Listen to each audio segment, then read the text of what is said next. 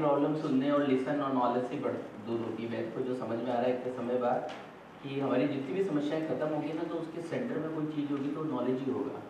Lack of knowledge जो है वही सारी समस्या लाएगा, और नॉलेज ही हमारे को सारी समस्याओं से बाहर ले जाएगा।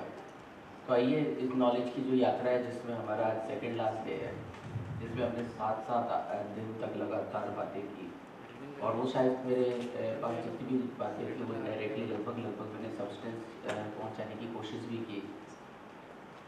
तो आइए उसी लाइन में हम आगे चलते हैं। पर आज और कल की बातें तो बहुत ज़बरदस्त होने वाली है।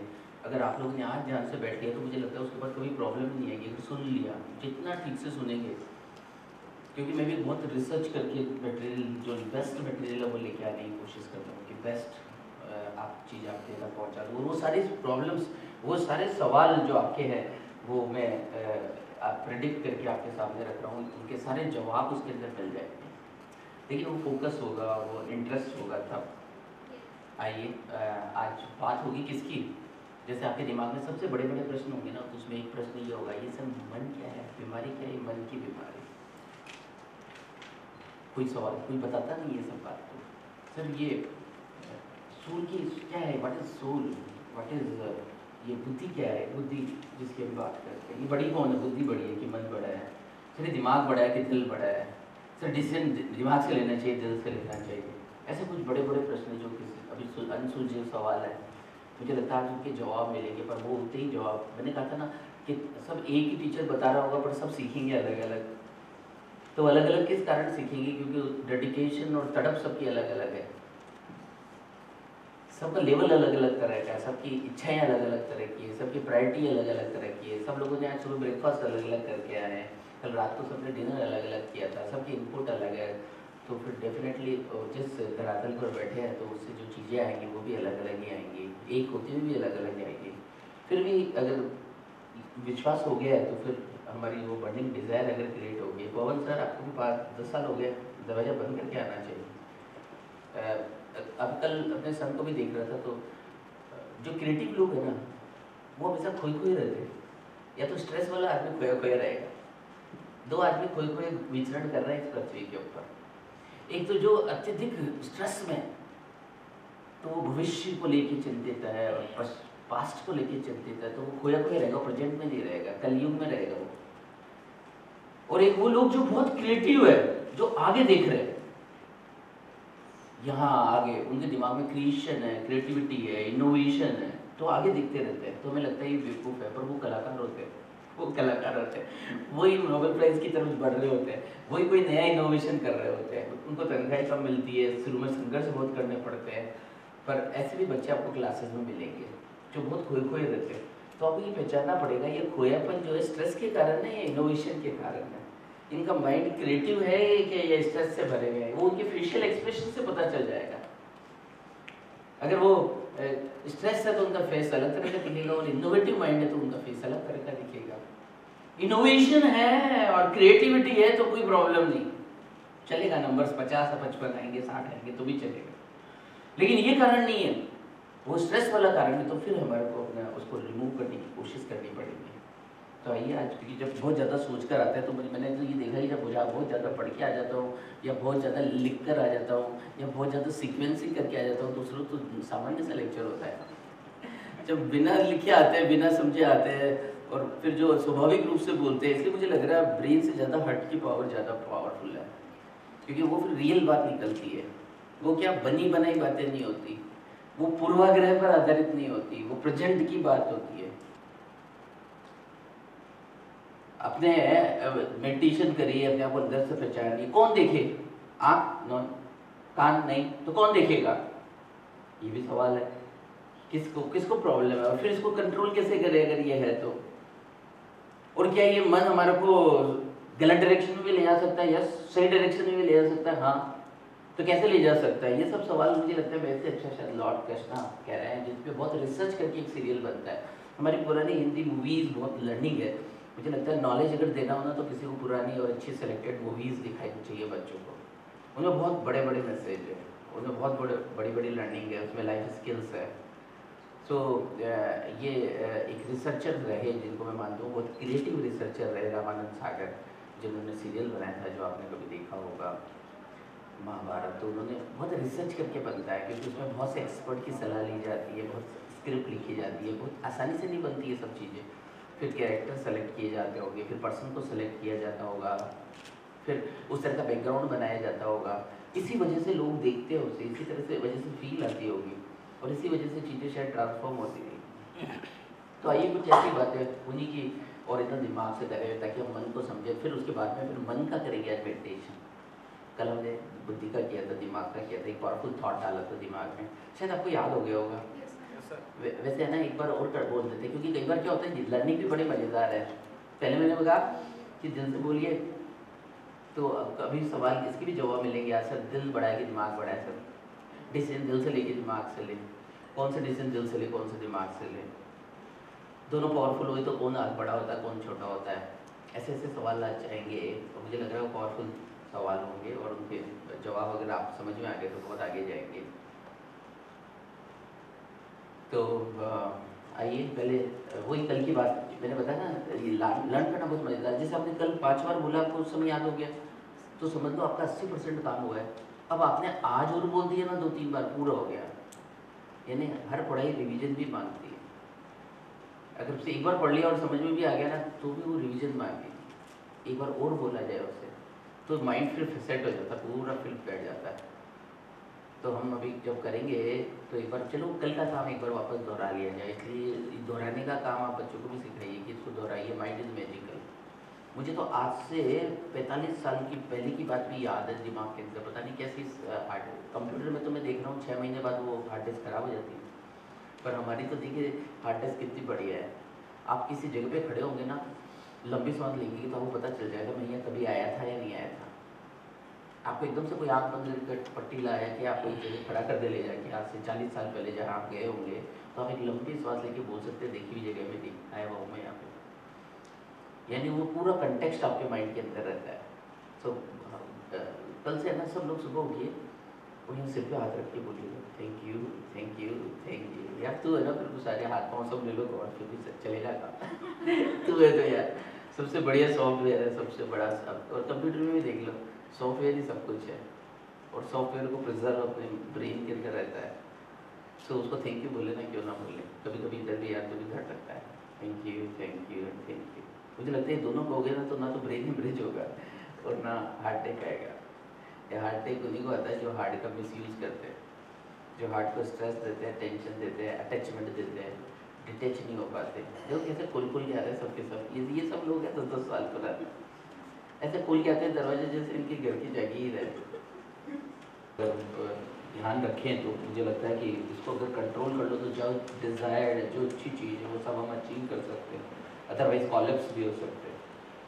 सो नाउ क्वेश्चन आता है कि सर इतना आसान है, is it so simple? It is very difficult. मुझे लगता है दुनिया की सबसे मुश्किल चीज़ों में से एक चीज़ है, इसको कंट्रोल करना बहुत मुश्किल है। तो फिर तरीका क्या है, what is the solution, how we can control, इसको कैसे हम करें ताकि सो दैट हम वो जो चीज़ें एक्सीलेंट है, जो हम जो जीवन का शायद मकसद है उसको हम अचीव कर सकते हैं। What is the mechanism? कुछ ज़्यादा तो नहीं हो रहा है, कुछ ज़्यादा तो नहीं हो रहा। तो आइए देखिए जो मेरे पास है best, I want to deliver the best thing which I have. समझना होता है, पर इसका ये भी मतलब नहीं है कि हम सन्यासी बन जाए और जंगल में चले जाए, इसका ये भी मतलब नहीं है। मतलब सब चीज़ें यही है और सब संतुलन का नाम ही ज़िंदगी है। What is the management? Sometime management को डिफाइन करना होता है तो मैनेजमेंट की कुछ अच्छी डेफिनेशन आती है। मैनेजमेंट का मतलब संतुलन भी है, बैलेंसिंग भी है। एक्सेसिव सब चीज़ें बुरी है, तो हमें सब चीज़ों को संतुलन बना। सोल कहाँ रहती होगी? तो जब मैंने रिसर्च सोचा where soul resides, so soul वहाँ रहती है जहाँ हमारी हमारे हमारे बहुत ज़्यादा अटैचमेंट हो जाता है। कुछ लोग खाने का अटैचमेंट बहुत ज़्यादा है तो मुझे लगता है फिर यहाँ रहती होगी। कुछ लोग जो है बहुत ज़्यादा खाने की बजाय रिश्तों में बंधे हुए हैं, अफेक्शनेट है, अटैच्ड है, तो फिर यहाँ रहती होगी। कुछ लोग जो है वो इंटेलेक्ट है, जो रोजाना कुछ नया पढ़ना सोचने में ध्यान देते होंगे, तो शायद यहाँ रहती होगी। जहाँ हमारा फोकस होता है वो वहीं रहने लग जाती है, जहाँ हमारा फोकस होता है वो वहीं रहने लग जाती है, क्योंकि बॉडी में पूरा मन तो चारों तरफ घूम रहा है हमारे डीएनए में है, हमारे आरएनए में है, वो हमारे को हर जगह, हमारे पांचों सेंसेस उसके के पीछे घूम रहा है वो पूरी तरह से।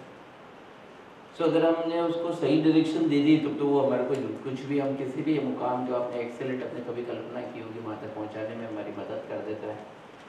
कभी कभी ऐसा भी लगता है कि घोड़े नहीं समझ में आया तो ऐसे समझ लो कि कार है और एक ड्राइवर है।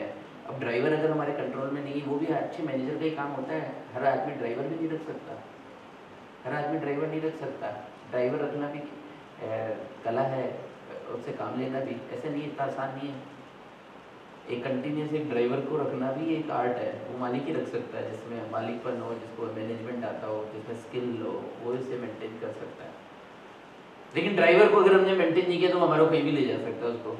लेकिन हमें ड्राइवर को बताना पड़ेगा हैसियत पे, अपनी हैसियत में, जहाँ बोल रहा हूँ बस वहीं, अपनी मर्जी से नहीं, मेरी मर्जी से चलने का रहते को ताऊ वो ड्राइवर से ही चलेगा। अगर हमने छोड़ दिया उसके ऊपर ले चल तो कहीं भी तो कहीं भी ले जाएगा। तो लाइक ए मन ड्राइवर, मन is like a driver and we are like a honour.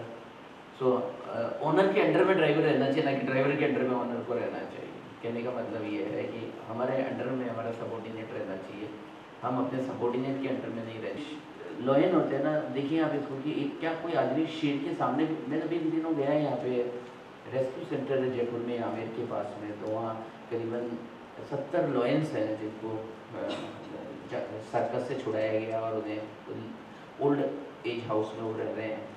तो वो एक बूढ़ा जो जिंदगी भर सर्कस में रहा है शेर, और बूढ़ा गया है पूरी तरह से, जिंदगी के 2-4 साल बाकी बचे हैं, उस शेर के पास भी अगर आप चल जाओ और वो धाड़ देना बेहोश हो जाए, उसके पास में धाड़, इतनी पावर होती है कि जो जिंदगी भर सर्कस में रहा, पूरा बूढ़ा हो गया, 2 साल बाद मरने की अवस्था में भी है, लेकिन वो जब आपके सामने आकर पिंजरे की में पूरी दबा हुआ पिसा हुआ जिंदगी भर, और वो भी धाड़ देना तो आप बेहोश हो जाए, इतनी तेज उसकी आवाज़, कांपने लग जाए आप, इतनी पावर उसके अंदर। तो ये शेर भी क्या हमारे कंट्रोल में आ जाते हैं, ये शेर भी हमारे कंट्रोल में आ जाते हैं। शेर को भी इंसान कर नियंत्रण में रखता है, कब बोले जब वो शेर की साइकोलॉजी को समझ जाता है। शेर की साइकोलॉजी क्या है, और दूसरी कोई बात होगी तो वो प्रेम और साइकोलॉजी, इनकी अंडरस्टैंडिंग हमारे को हो जाए तो हम किसी को भी नियंत्रण में कर सकते हैं। इंसान तो बहुत छोटी सी बात है, जो जानवर है, जो सुप्रीम राजा है, किंग, जो किसी की नहीं सुनता, कहते हैं जिसके दिमाग भी नहीं होता है ज़्यादा, वो तो सिर्फ खाना जानता है। लेकिन नॉलेज, पावर, माइंड और हार्ट अगर इसको ढंग से इस्तेमाल करे कोई आदमी, तो ऐसी ऐसी चीज़ें भी कर सकता है वो, जो कोई बिलीव नहीं कर सकता, जो कोई इमेजिन नहीं कर सकता, वो भी जाके कर सकता है। तो मुझे लगता है कि हम सब लोग अपने माइंड और हार्ट को बहुत कम यूज़ करते हैं 5-7, और अपनी अपनी दुनिया में रहते हैं। जैसे भी आप लोग नहीं हो ना, तो आप यहाँ पर हैं, तो जितने भी सीनियर टीचर ना, वो बस फिर कभी नहीं आते सुनने के लिए। फॉर्चुनेट है, आप नए हैं, क्योंकि उसके बाद सुनना नहीं चाहते, हमारी सबसे बड़ी प्रॉब्लम होती है, इसलिए हमारा नॉलेज नहीं बढ़ता, नॉलेज हमारा बढ़ता ही नहीं है, क्योंकि सबके पास ऑप्शन होते हैं, पर सुनने का ऑप्शन बहुत ही कम लोग लेते हैं। और हमारी पूरी एजुकेशन में हमारे जैसे जो हम विश्व गुरु कहे जाते थे, क्यों? क्योंकि पहले नॉलेज की साधना थी, हम जंगल तक चले जाते थे। लेकिन अब क्या है बोला, तो सुनना नहीं, सुनना बहुत मुश्किल। मुझे लगता है दुनिया का सबसे मुश्किल काम कोई है ना, मुश्किल मुश्किल मुश्किल मुश्किल काम, तो ये मुश्किल काम है सुनने की कैपेसिटी, और ठीक से सुनना आना, ये बहुत मुश्किल काम है। और उसके बिना हमारी पर्पज़ नहीं होता, लाइफ का कोई पर्पज़ ही पूरा नहीं होता। तो हमारी प्रॉब्लम बनी रहती है, हम भी परेशानी में रहते हैं, और अपने आसपास जो स्टूडेंट्स हैं वो भी सब परेशानी में रहते हैं, क्योंकि सुनना नहीं आता। इतने सब टीचर्स हैं, पर ईमानदारी से बताइए कितने ऐसे टीचर्स हैं जो पिछले 1 साल में सुबह उठे होंगे और उन्होंने का नियम ही है कि वो अपने सब्जेक्ट से छोड़कर, अगर फिजिक्स की चिपके हैं तो फिजिक्स को छोड़कर, अगर केमिस्ट्री की चिपके हैं तो केमिस्ट्री को छोड़कर, और अकाउंटेंसी से चिपके हैं तो अकाउंटेंसी को छोड़कर कुछ 1 घंटा है, 1 घंटा मात्र 24 घंटे के समय में से 1 घंटा ईमानदारी से बिना पढ़े दिन की शुरुआत नहीं करते। ऑनेस्टली बताना ईमानदारी से, ये कोई बेईमानी की पाठशाला नहीं है, ये ईमानदारी की पाठशाला है। देखो अब इतने सब लोगों, एक भी ऐसा नहीं है कि वो कोई अपने सब्जेक्ट को छोड़ के 1 घंटा कुछ दूसरा पढ़ता, और हम एजुकेशन की खोज, ज्ञान की खोज में चले। That is the real problem of the society. 1 घंटा पढ़ने को समय नहीं है हम लोगों को, हम नया कुछ सीखना ही नहीं चाहते, और शिक्षक और चाणक्य बनने का सपना लेते हैं। So how possible? हाँ, सिंपल से टीचर बनेंगे, सिंपल से ज़िंदगी जिएंगे, एक सब्जेक्ट इन्फॉर्मेशन डिलीवर करेंगे। और ये 5 साल का खेल है, बता रहा हूँ। अगर आप एजुकेशन में रहकर ये सोच रहे हो कि पूरी ज़िंदगी आप इसी तरह से गुजार लोगे, तो मुझे नहीं लग रहा है ऐसा होगा। मैं तो विजनरी हूँ ना, नाम संजय, तो आगे देखता हूँ, आगे समझ आता है क्या होने वाला है। ये पूरा खेल 5 साल का है, सिर्फ 5 साल का। 5 साल बाद आप जो भी बोलेंगे ना, उससे बेहतरीन बेहतरीन वीडियोस